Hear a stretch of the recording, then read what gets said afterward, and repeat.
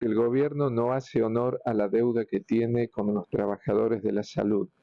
Y me refiero a que nos adeudan aún el 80% de la ley de carrera sanitaria en un aspecto que es significativo para el salario de cada trabajador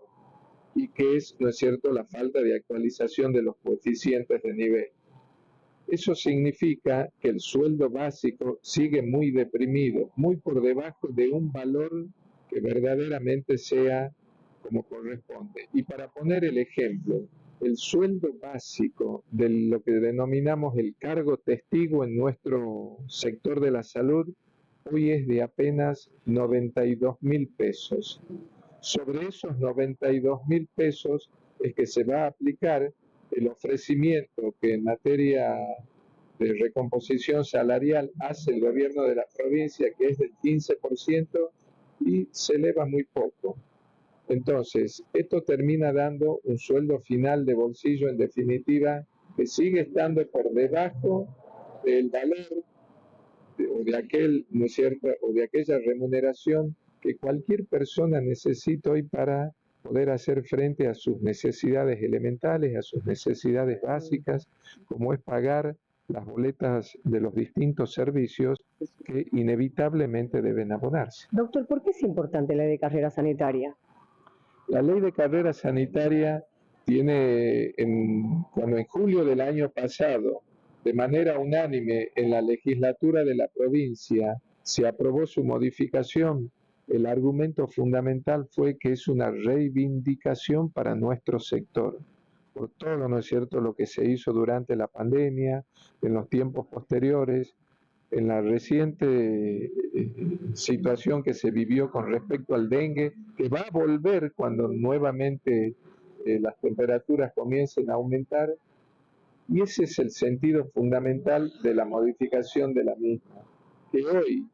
esté siendo reconocido solo en un 20% y por lo tanto adeudándose el 80% restante, determina, ¿no es cierto?, o es el factor fundamental que determina tengamos hoy salarios tan deprimidos, tan por debajo de aquello que implique un reconocimiento verdadero y que genera en definitiva tantísimo malestar entre el personal de salud, pero no es un malestar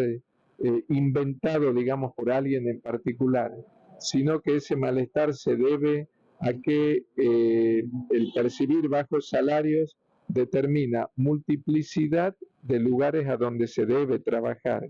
Hoy alguien que trabaja en salud no solo está en el sistema público, sino que está en esta guardia, en la otra, en aquella, llega a realizar de manera simultánea entre 3 a 4 trabajos, y eso sabemos que a la corta o a la larga no termina bien, porque el agobio, el cansancio va ganando a cada uno y en una actividad que es nada más ni nada menos que atender vidas humanas. La realidad es dramática y cada día que pasa se acentúa esa situación dramática. Muchos de los profesionales se están yendo del sistema o bien optan por otros mecanismos. Se pide una licencia por largo tiempo o directamente renuncian. Entonces, de pronto, el sistema va quedando diezmado en especialistas que son vitales para el adecuado funcionamiento de la salud pública. Y me estoy refiriendo a pediatras, me estoy refiriendo a especialistas como neurólogos, me estoy refiriendo a especialistas como urólogos, me estoy refiriendo a neonatólogos, también a médicos psiquiatras. Entonces, de pronto uno dice, ¿cómo hace el sistema de salud para funcionar? Y cada vez resulta más complicado y más difícil, porque no es que se va un profesional del sistema y bueno, se fue, ¿qué le va a hacer? Sino que paralelamente el número de consultas o de pacientes que acuden, ¿no es cierto?, solicitando atención en estas especialidades que mencioné, son mayor, aumenta, pero a la vez la otra ecuación que debiera corresponderse y que sucede, que no sucede, es que disminuye el número de profesionales. Menos profesionales, ante un creciente número de solicitud de atenciones, es una ecuación que en salud indudablemente no puede persistir mucho tiempo porque el sistema se resiente. Y es así como notamos hoy que hay personas que peregrinan, va a este lugar, no encuentra el profesional, no lo encuentra no porque el profesional,